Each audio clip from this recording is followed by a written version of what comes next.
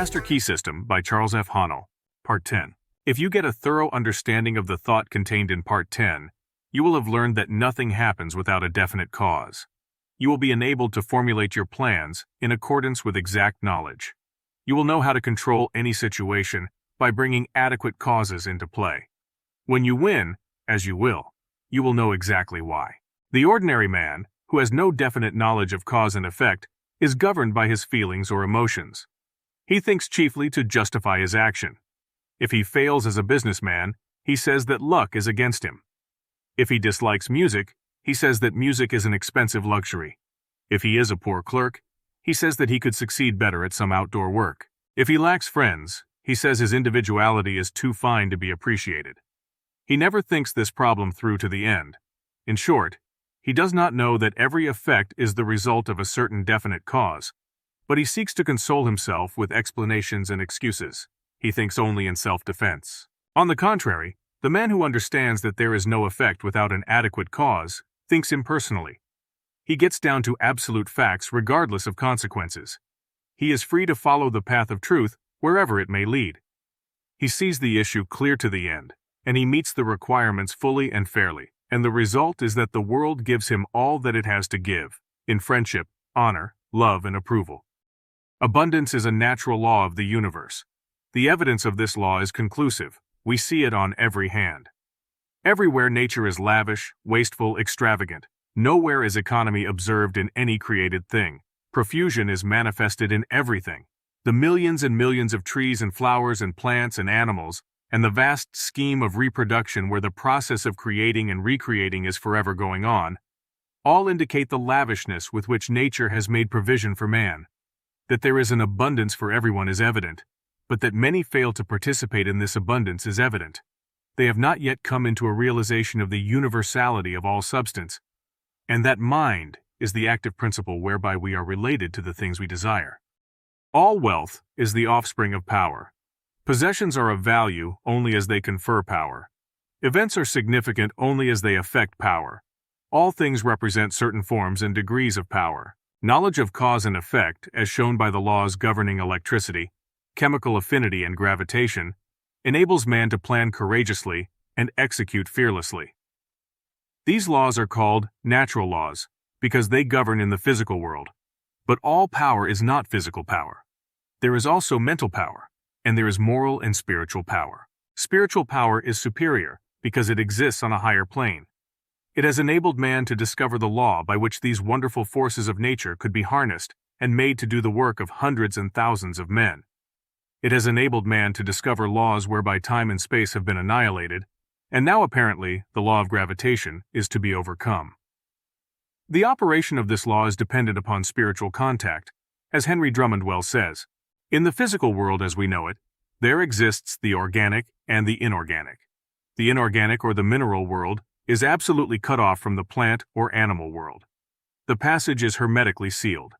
These barriers have never yet been crossed. No change of substance, no modification of environment, no chemistry, no electricity, no form of energy, no evolution of any kind can ever endow a single atom of the mineral world with the attribute of life. Only by the bending down into this dead world of some living form can those dead atoms be gifted with the properties of vitality. Without this contact with life, they remain fixed in the inorganic sphere forever. Huxley says that the doctrine of biogenesis, or life only from life, is victorious all along the line, and Tyndall is compelled to say, "I affirm that no shred of trustworthy evidence exists to prove that life in our day has ever appeared independent of antecedent life." Physical laws may explain the inorganic. Biology explains and accounts for the development of the organic. But of the point of contact, science is silent. A similar passage exists between the natural world and the spiritual world. This passage is hermetically sealed on the natural side. The door is closed. No man can open it. No organic change, no mental energy, no moral effort, no progress of any kind can enable any human being to enter the spiritual world. But as the plant reaches down into the mineral world and touches it with the mystery of life, so the universal mind reaches down into the human mind and endows it with new, strange, wonderful, and even marvelous qualities. All men or women who have ever accomplished anything in the world of industry, commerce, or art have accomplished because of this process. Thought is the connecting link between the infinite and the finite, between the universal and the individual. We have seen that there is an impassable barrier between the organic and the inorganic, and that the only way that matter can unfold is to be impregnated with life. As a seed reaches down into the mineral world and begins to unfold and reach out, the dead matter begins to live. 1,000 invisible fingers begin to weave a suitable environment for the new arrival. And as the law of growth begins to take effect, we see the process continue until the lily finally appears. And even Solomon in all his glory was not arrayed like one of these. Even so, a thought is dropped into the invisible substance of the universal mind, that substance from which all things are created.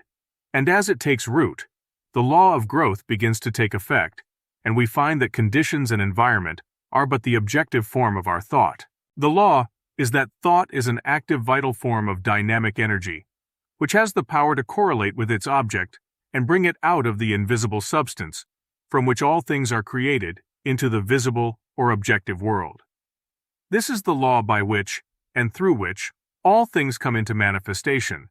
It is the master key by which you are admitted into the secret place of the Most High, and are given dominion over all things.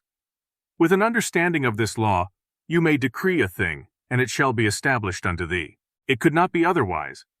If the soul of the universe as we know it is the universal spirit, then the universe is simply the condition which the universal spirit has made for itself. We are simply individualized spirit, and are creating the conditions for our growth in exactly the same way. This creative power depends upon our recognition of the potential power of spirit or mind, and must not be confused with evolution. Creation is the calling into existence of that which does not exist in the objective world.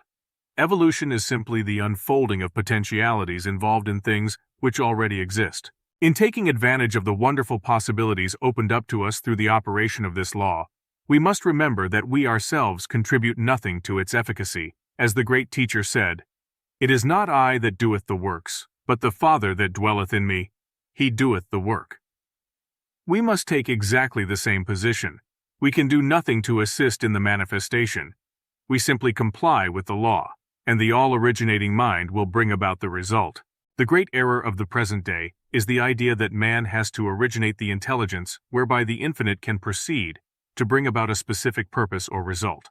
Nothing of this kind is necessary. The universal mind can be depended upon to find the ways and means for bringing about any necessary manifestation. We must, however, create the ideal, and this ideal should be perfect. We know that the laws governing electricity have been formulated in such a way that this invisible power can be controlled and used for our benefit and comfort in thousands of ways.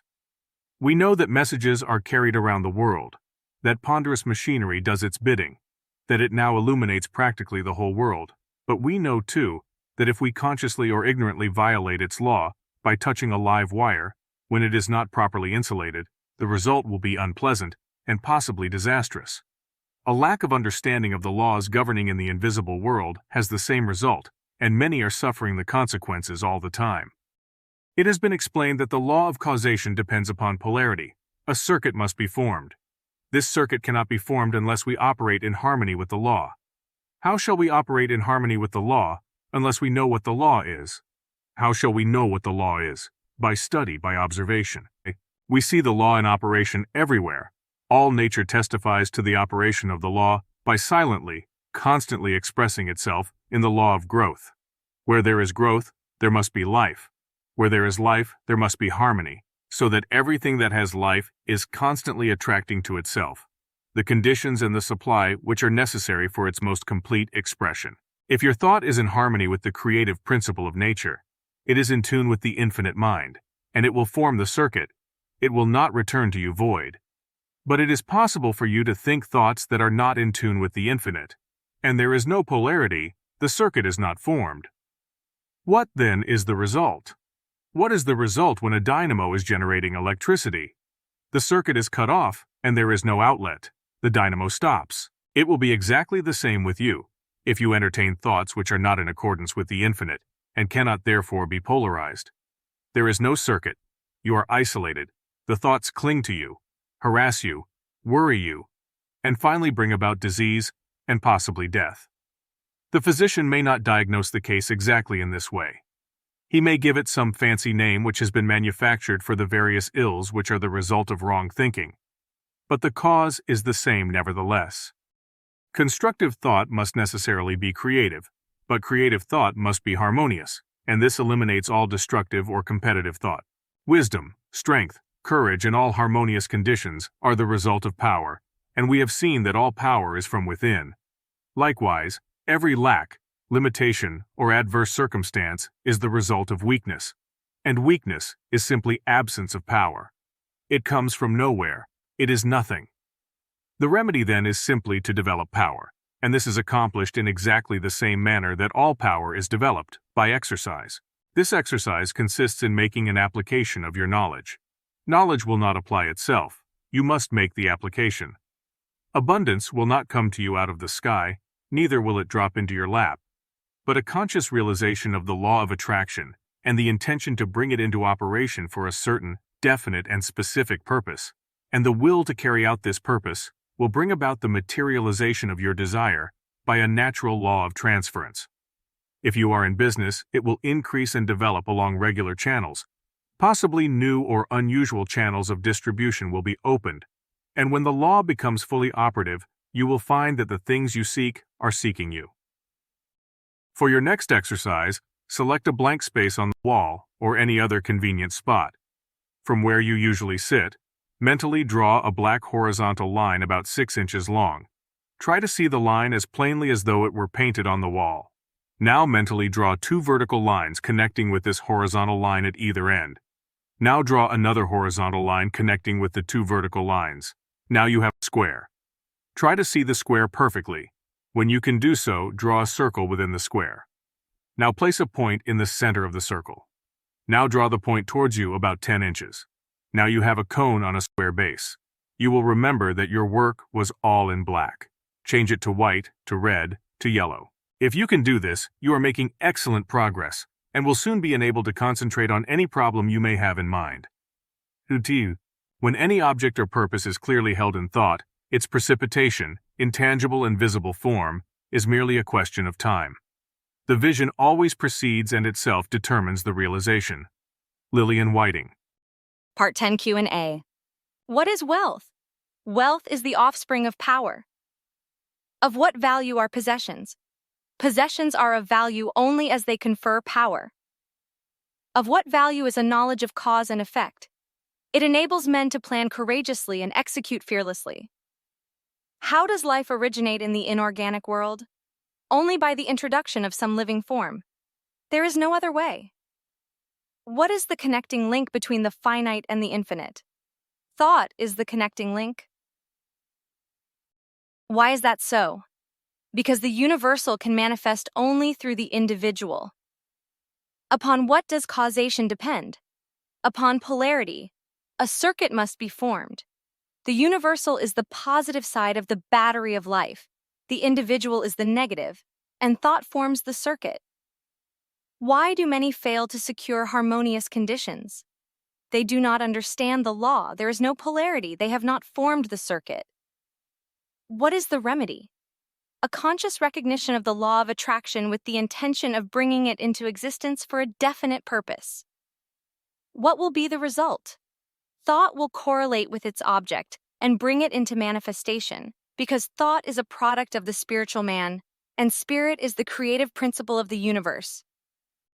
A vivid thought brings the power to paint it, and in proportion to the depths of its source is the force of its projection. Emerson.